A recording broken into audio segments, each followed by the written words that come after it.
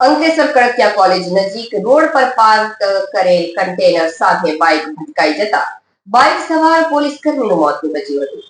મૃતક જયદેવસિંહ ડાભીના મૃતદેહને પોતાના વતન બોટાદ લઈ જવાતા પોલીસ કર્મીઓ દ્વારા ગાર્ડ ઓફ ઓનર આપી અંતિમ સન્માન આપવામાં આવ્યું હતું। અંકલેશ્વર ડીવાયએસપી પર્સનલના ફરજ બજાવતા પોલીસ જવાન હાંસોટથી પરત આવી રહ્યા હતા। કન્ટેનર ચાલક દ્વારા કોઈ જ નિશાન કે સાઇન ન મૂકતા અંધારામાં નજરે ન પડતા પોલીસ જવાનનો ભોગ લેવાયો હતો। અંકલેશ્વર ડીવાયએસપી પર્સનલના ફરજ બજાવતા પોલીસ જવાન હાંસોટથી પરત આવી રહ્યા હતા।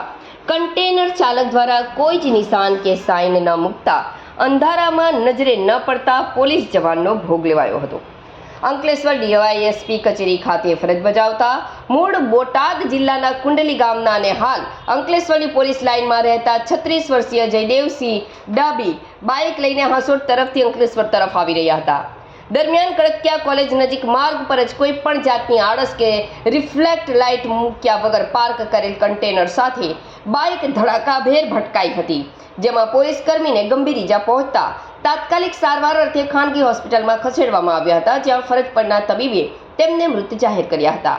અકસ્માતની જાણ થતાં એ ડિવિઝન પોલીસે કાફલો દોડી આવ્યો હતો અને મૃતકના મૃતદેહને પીએમ અર્થે ખસેડી કન્ટેનર ચાલક વિરુદ્ધ ગુનો નોંધી તપાસ હાથ ધરી છે।